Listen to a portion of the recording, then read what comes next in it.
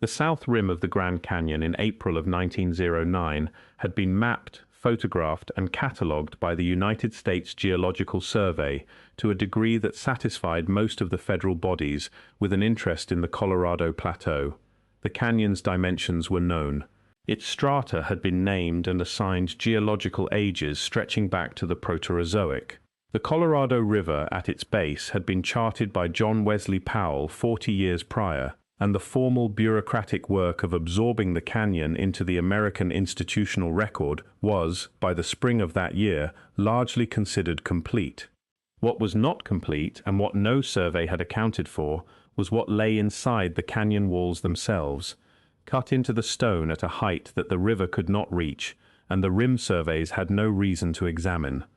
The continental record has many such omissions. Most of them stay omitted. In April of 1909, a man named G.E. Kinkaid was working as a field researcher and explorer operating in connection with the Smithsonian Institution's Bureau of American Ethnology. He had spent the better part of the previous year traveling by flat-bottomed boat along the Colorado River, surveying the canyon's side tributaries and reporting on geological and archaeological features to the institution in Washington. He was, by the account of the Arizona Gazette, a seasoned field man with years of Colorado River travel behind him, a man described by the paper's editor as one of the most thorough explorers of the canyon country then living, and one of the few individuals who had traveled its full interior length by water more than once. What the Arizona Gazette printed on the 5th of April 1909 was not a geological report. It was an account of a discovery that had no precedent in the American archaeological record, a sealed chamber cut into the canyon wall several hundred feet above the river, accessible only by a narrow hand-cut passage containing artifacts, statues, and corridors extending several hundred feet into the Kaibab limestone. The chamber, as Kinkaid described it to the Gazette's editor, was not a natural formation. It had been built by hands, at a remove from the natural world that the plateau's geology does not produce on its own. And the Smithsonian Institution, which had sent a Professor S.A. Jordan to supervise the excavation, had, within months of that article's publication, placed in the official record a statement that no such expedition had taken place and no such discovery had been made. If you're enjoying this story so far, don't forget to hit the like button and subscribe. Drop a comment telling me where in the world you're watching from. I love hearing from you. The Hopi people have occupied the Colorado Plateau for at least 700 years in their current Pueblo settlements, and for considerably longer in the oral record they maintain about the land itself. Their accounts of emergence and migration describe a journey upward from a world beneath the surface through a series of underground chambers before arriving at the present world. The Hopi do not present these chambers as symbolic architecture. Their ceremonial and oral tradition treats the Sipapu, the emergence point, as a physical location on the landscape, and the underground passages their accounts describe as geographic features of the plateau country they have always inhabited. When the Hopi speak about the Grand Canyon, they speak about it as a place that carries memory in its stone, a place their clan histories return to with the specificity of people who have known the ground for generations, and who regard the distinction between the literal and the spiritual as a boundary outsiders invented and imposed. Their migration narratives describe clan routes that converge on the canyon as a waypoint, a necessary passage in a journey across the continent that the Hopi account as running over centuries. The Water Clan's account, among the most detailed in the recorded ethnographic literature, includes a period of residence inside the canyon, not on its rim, not along its river, but within the rock of its walls. The place their accounts describe is not a natural shelter found by people seeking cover from weather or from enemies. It is described as a prepared place, a room made by those who came before the Hopi themselves, and recognized by the Hopi when they arrived as something of great age and deliberate construction. Several clan histories use language that distinguishes between places the land made and places that were made inside the land. The canyon's interior chambers belong to the second category in every version of the account that survives in documentary form. This is not a detail that the Bureau of American Ethnology, which collected and classified indigenous testimony across the late 19th and early 20th century, chose to pursue. What the Bureau preserved was the Hopi ceremonial calendar, their agricultural knowledge, and enough of their clan mythology to produce a scholarly literature that treated the Emergence accounts as cosmological narrative rather than geographical record. The ethnographers who worked among the Hopi in that period had long-term relationships with their communities and produced records of extraordinary specificity on subjects the Bureau considered within its institutional scope. The Emergence accounts and the geographic claims embedded in them were simply not absorbed into that scope. Alexander Stephen, who lived at Walpi from 1880 until his death in 1894 and produced journals that remain among the most detailed records of Hopi life from any period, noted the canyon placement accounts in his manuscript work. The passages in which those references appear were not included in the published edition of his journals released in 1936. They appear in the original manuscript held by the Museum of Northern Arizona, where researchers consulting the collection have noted their presence in at least 2 unpublished graduate dissertations from the 1980s. The decision about what Stevens' journals would and would not contain when they reached a general readership was a decision made by editors working within institutional frameworks that had already settled, before publication began, what indigenous geographic testimony was and was not worth preserving in the formal scholarly record. Jesse Walter Fuchs, who conducted extensive fieldwork among the Hopi under Bureau sponsorship from the 1890s through the 1920s, noted in his private correspondence that Hopi informants consistently described geographic locations connected to their migration narratives with what he called unnecessary precision, meaning a specificity that went beyond what a mythological framework would require. His correspondence is held at the Smithsonian's National Anthropological Archives. The observation did not appear in any published form during his lifetime. The Hopi accounts of the canyon's interior chambers fall consistently on the unpublished side of the distinction between what fieldworkers recorded in private letters and what the institution chose to print under their names. The Arizona Gazette article from April 5, 1909, is a matter of documentary record. The original printing has been held in private collections and reproduced in multiple research archives over the course of the 20th century. The article describes an entrance passage approximately 14 feet wide, cut into the canyon wall at a point described as roughly 42 miles up the river from El Tovar. The passage descended at a downward angle before opening into a main corridor running roughly north to south, with smaller side passages cut at regular intervals along its length.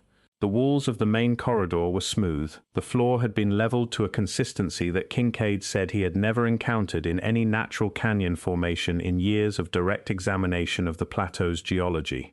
The side chambers contained copper instruments whose function neither Kinkaid nor Jordan could identify after direct examination lasting the better part of a day. The Gazette account specifies that the copper pieces were not corroded in the way that copper exposed to moisture over long periods would normally present. They retained what Kinkaid described as a surface quality inconsistent with the damp conditions of the canyon interior, a detail he noted without explaining and did not return to. The chambers also contained pottery of a dark, fine-grained composition unlike anything recovered from documented canyon sites, intact pieces placed upright on ledges cut into the chamber walls at regular intervals, as though the placement had been considered. Carved figures stood along the walls in shallow niches cut at shoulder height, in a style that neither man could connect to any known indigenous tradition of the American Southwest, or, as Kinkaid stated plainly in his account, to any other American tradition he was aware of. He used the word deliberate several times in his description of the arrangement, not to describe the carving style specifically, but to describe the overall organization of the chamber's contents. The sense, he said, that whoever had placed these things had expected someone to find them later and had arranged them accordingly. What the Gazette article does not speculate about, and what Kinkaid in his account explicitly declined to speculate about, is the age of the formation. He made no estimate. He offered no comparison to known archaeological periods. He described what he saw and said he did not know what it was or how long it had been there. This restraint is one of the details in the account that researchers who take the Gazette article seriously have pointed to as an indication of credibility. A man fabricating a discovery for publicity would be more likely to produce a dramatic origin narrative than to stop at the description and say nothing further. Kinkaid stopped at the description. Jordan, in the weeks of work that followed the initial entry, stopped at the description. The Gazette article stops at the description. The question of origin is the question the account conspicuously declines to answer, and that particular silence does not fit the profile of a fabricated story designed to attract public attention. At the end of the main corridor, Kinkaid described a large central chamber. In its center stood a figure between 3 and 4 feet in height, seated cross-legged on a raised stone platform. He described the posture and the proportional relationship of the figure's facial features as Asian in character, a comparison he repeated twice in the Gazette account, as though the reporter had asked him to confirm it, and he had done so without hesitation and without qualification. Behind the seated figure, the back wall of the chamber was covered in carved markings that the article described as hieroglyphic in appearance, with the reporter noting explicitly that this was a visual comparison and not a linguistic identification. The markings ran in regular rows from roughly knee height to above the reach of a standing man. Kinkaid said they were consistent in depth and spacing across the full surface of the wall in a way that suggested systematic production rather than accretion by multiple hands working over a long period. The total depth of the explored passages, as Kinkaid described them, was approximately 1,500 feet from the entrance. He had not reached the end of the corridor. He had reached the limit of what his available lighting permitted him to follow safely, and he turned back with the firm intention of returning with a better-equipped party under Professor Jordan's continued direction. The Smithsonian Institution's denial came in the months following the article's publication. A representative of the institution stated that no expedition matching the Gazette's description had been authorized or conducted, that no Professor S.A. Jordan was employed by or affiliated with the Smithsonian at the time, and that the article had no basis in institutional record.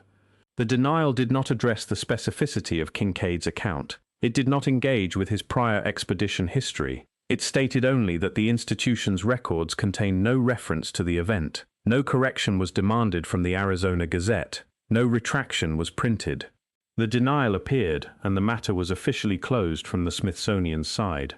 What the institution's records show for the spring and summer of 1909 is a body of correspondence and field reports related to Southwest archaeological work that is, in several places, discontinuous. The annual reports for those years list field operations at a level of description that does not itemize every expedition or every site visited.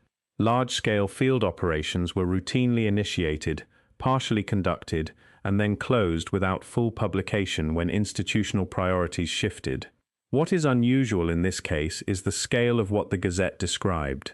A discovery of the type Kinkaid detailed would have produced records at every stage: authorization letters, expense accounts, shipping logs, accession documents if artifacts were collected, field photographs, specimen labels.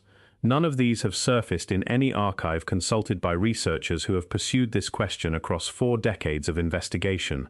2 researchers working independently in the 1980s and 1990s attempted to locate documentary evidence of Professor S.A. Jordan in connection with the Smithsonian or with Southwest field archaeology in any period adjacent to 1909.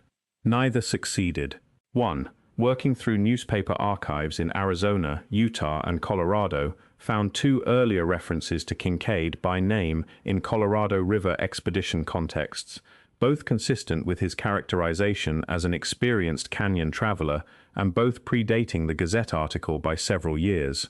Neither connected him to the Smithsonian by name. The canyon walls in the Marble Canyon section, which is the stretch of the Colorado running north and east of the main canyon body, contain hundreds of natural alcoves and shallow cave formations at various elevations above the river.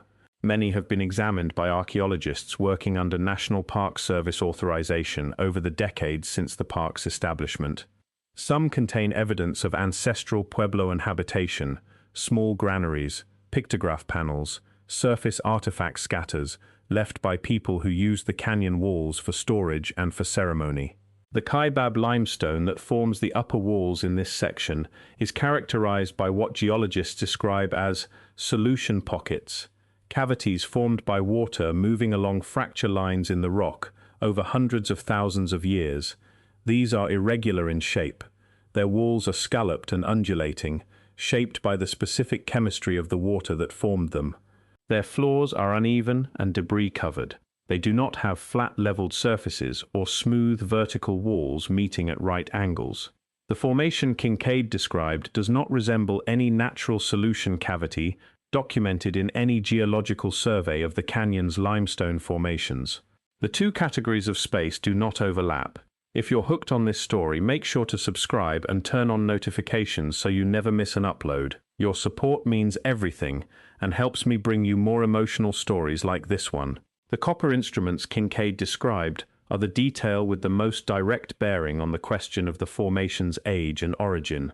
Copper artifacts of a non-ornamental character, meaning working implements rather than adornments, are rare in the Southwest archaeological record. The Hohokam people, whose territory covered much of what is now southern Arizona and whose peak occupation is dated from approximately 300 to 1400 of the Common Era, worked copper into bells, rings, and pendants, whose distribution across trade networks is well documented in museum collections across the country. What they did not produce in any collection held by any institution are copper implements without apparent agricultural, domestic, or ceremonial function of the type Kinkaid described, tools whose purpose remained unidentifiable to two experienced fieldmen who held them in their hands for the better part of a day. The gap between what the regional copper record documents and what Kinkaid encountered is not a matter of degree or of incomplete cataloguing. It points toward an origin that no documented culture of the American Southwest accounts for in any published archaeology. The sealed entrance is the detail the Hopi oral accounts and the Kinkaid account share most directly, though neither references the other, and the Hopi accounts predate the Gazette article by centuries in their earliest ethnographic documentation.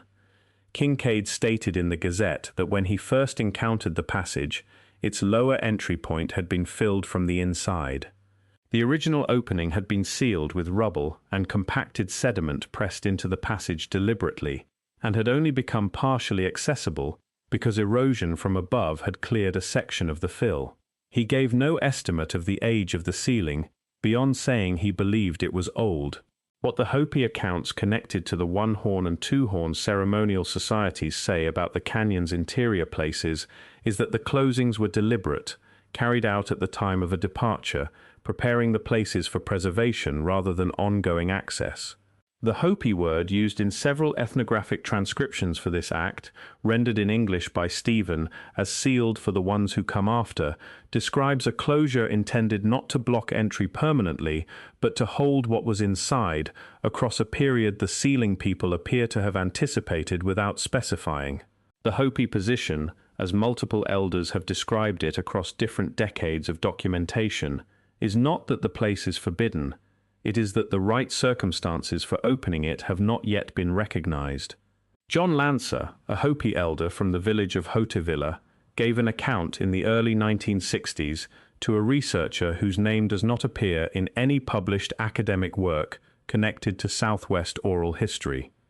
The account has circulated in privately reproduced form among researchers interested in the canyon's deeper record for several decades.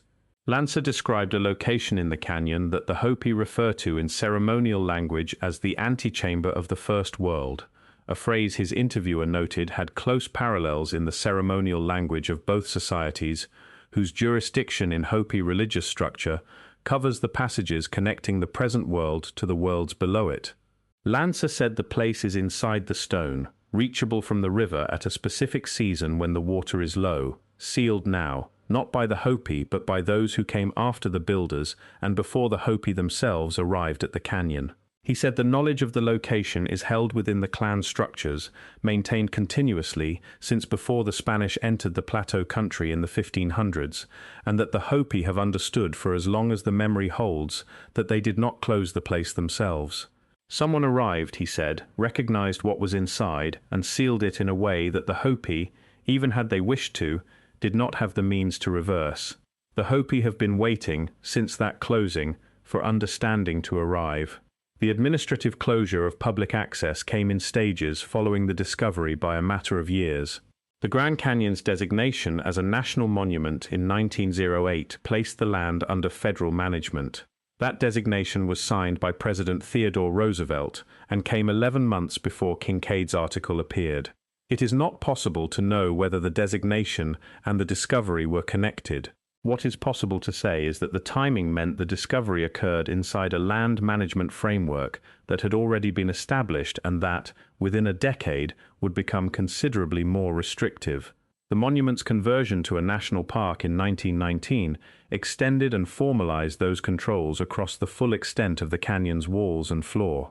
The park's founding management policies restricted independent archaeological investigation within its boundaries and required that any subsurface work be authorized by the park superintendent in coordination with approved academic or governmental institutions. The practical consequence of this structure was that the only institution positioned to sponsor follow-up investigation of Kinkaid's discovery was the Smithsonian itself, and the Smithsonian had already placed in the official record a denial that any discovery had occurred. No other institution had the standing, in the new regulatory environment, to authorize excavation of a formation whose location was known only through an account the dominant institution had repudiated. The regulatory structure and the institutional denial reinforced each other across the years that followed. Each made the other more difficult to overcome. A researcher who wished to investigate the canyon wall formation in 1925 would have needed the cooperation of the park and the endorsement of an institution willing to contradict the Smithsonian's position in print. Neither was available. Neither has become available in the century since. The reclamation surveys that preceded the Colorado River water management projects of the 1910s and 1920s traveled the same river corridor Kinkaid had traveled. Their geological reports are detailed and systematic. They do not mention any feature in the 40 to 45-mile stretch of river matching the formation the Gazette described. The surveys were conducted by teams with explicit mandates to note any feature of potential federal value, a category that in that period explicitly included cultural and archaeological resources. The geological mapping from those survey years documents the canyon walls at a level of detail that records individual fault lines and solution features visible from the river. The complete silence of those reports on any entrance cut into the canyon wall at the relevant elevation and location is not an oversight consistent with the general quality of the documentation. It is a specific absence in a document otherwise characterized by completeness.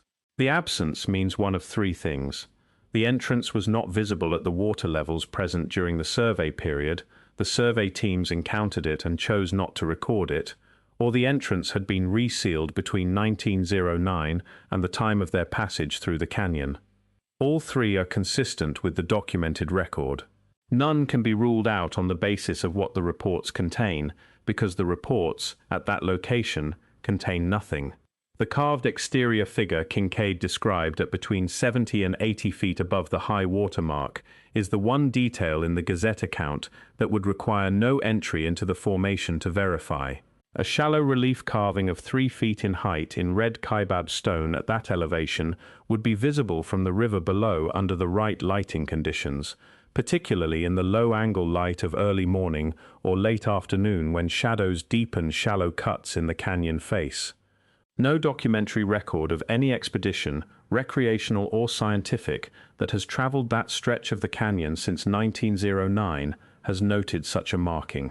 Whether this means the marking does not exist, or that it has been obscured by a century of mineral staining from water moving down the canyon wall, or that the river mile Kinkaid cited does not translate precisely into modern coordinates, cannot be determined without a systematic examination of the specific section of wall, an examination that no institution with the resources to conduct it has had any institutional interest in undertaking. What the chamber holds, if the Gazette account is accurate, has not moved. The copper instruments are where Kinkaid set them down when he moved toward the central chamber. The seated figure is still on its platform, cross-legged, proportioned in the way that made Kinkaid reach for a comparison his vocabulary did not quite accommodate. The carved markings fill the back wall of the central chamber from knee height to above a standing man's reach. The The passage extends beyond the 1,500-foot point where his light gave out, continuing through the stone in a direction his notation recorded and his party never returned to follow.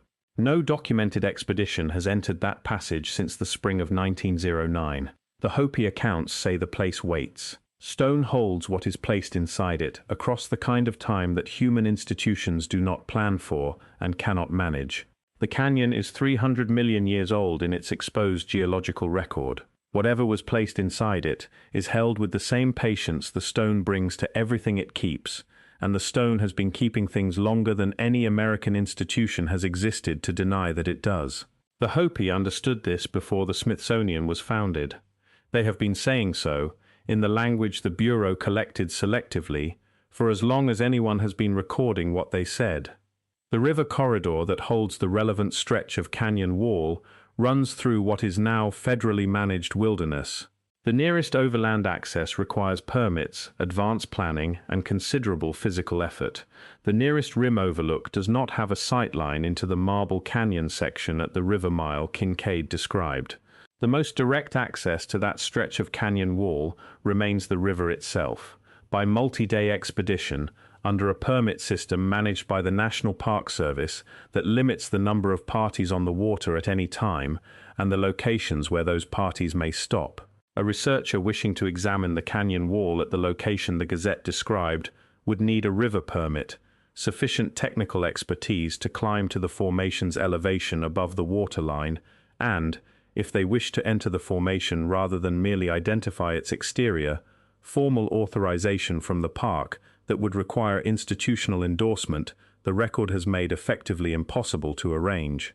The canyon receives approximately 6 million visitors each year at its rim. They stand at the overlooks and photograph the strata and read the interpretive panels describing the Kaibab limestone, the Torowep formation, the Coconino sandstone below it. The panels are precise about what they cover. They do not describe what lies inside the stone. The Hopi Cultural Preservation Office maintains a formal consultative relationship with the National Park Service regarding the canyon's cultural resources. That relationship has not, in any public statement, identified the location of the formation the Gazette article described. The park's archaeological site inventory does not list a site matching Kinkaid's account. The river corridor in the relevant stretch is accessible primarily by multi-day rafting trips governed by a permit system that limits both access and duration, moving through the canyon at a pace and under conditions that do not accommodate systematic examination of the canyon walls above the waterline. The 1909 article ran once and was not followed by the paper that printed it. The denial came from Washington, and the institutional record closed around it. The Hopi held what they held in ceremonial memory. The reclamation surveys mapped the river corridor and recorded the geology and left the stone alone. The park system placed the land under a regulatory structure that made independent investigation legally impossible, without the cooperation of an institution that had officially stated there was nothing there to investigate. That structure has been in place for more than 100 years. It remains in place now, and the canyon, which was keeping things inside it long before the institution arrived to deny that they were there, is still keeping them. The passage is still where it was, or was never where Kinkaid said it was, and the only way to know which is to enter it under circumstances the institutional record has, for more than a century, made effectively impossible to arrange. The Hopi say the canyon keeps what it keeps completely.